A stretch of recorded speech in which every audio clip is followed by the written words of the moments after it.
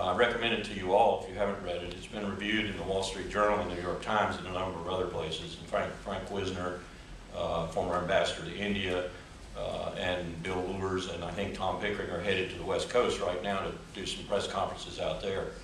This report is a bipartisan, if you will, and a very careful analysis of what military force against Iran would do. It's very disquieting and very disconcerting, in the sense that if you ask the basic question, to what purpose would we use military force, the answers aren't good.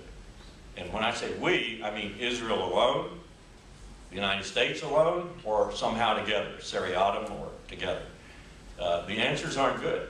The ultimate answer for me, as a military man who studied Iran for almost 8 years for the purpose of stopping the Soviets from coming out of Afghanistan and going to Chabahar and Bandar-Abbas to get essentially warm water ports, which was sort of a myth we had in the military in the 80s while Iraq and Iran were fighting a war.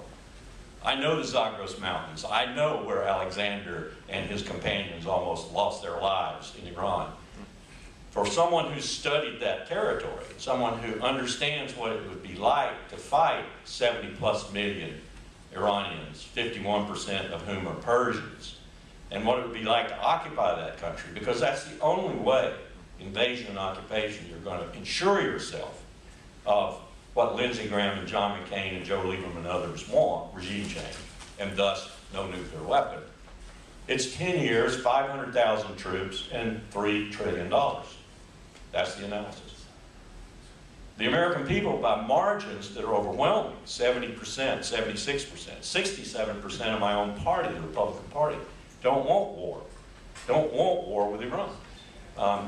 And yet, we are walking down a road where the president has said all options are on the table, and we know diplomacy is going to fail, or at least 99% chance it's going to fail, because frankly, no one wants it to work.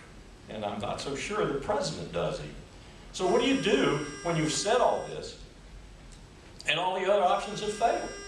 You back up and say, well, no, we won't have a war. I'm very concerned about that. Does it have the potential to spread? You bet. Turkey, the most powerful army in NATO.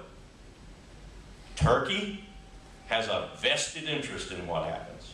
Iran has a vested interest in what happens. I just met with the UN ambassador from Iran, Mohammad Ghazai, in New York, and we talked about this, and I was encouraged to understand that actually under the table, things are happening that are positive, not least of which is perhaps working out a channel, even without an incidents at sea agreement, which we should have, working out a channel between our two navies to talk to each other so that we don't have an incident in the Gulf. It's the most crowded sea in the world right now with U.S. warships and Iranians and so forth. An incident could happen any moment.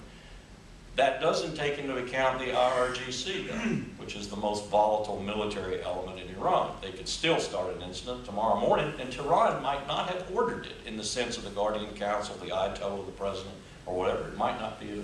It might be just an errant IRGC command, particularly if they're afraid that some negotiations are going on that might succeed. So this is a very volatile situation. Would China and Russia get involved? You bet.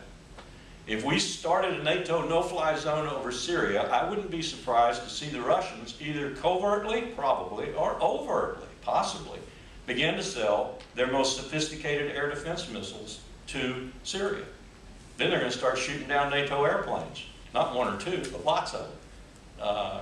That's a problem, isn't it? I could paint, as a military officer, I could paint you a scenario where we start a NATO no-fly zone over Syria and wind up in a year or two with a general regional war, and then within a year or two of that, possibly lots of big players fighting each other, first through surrogates and then their own troops.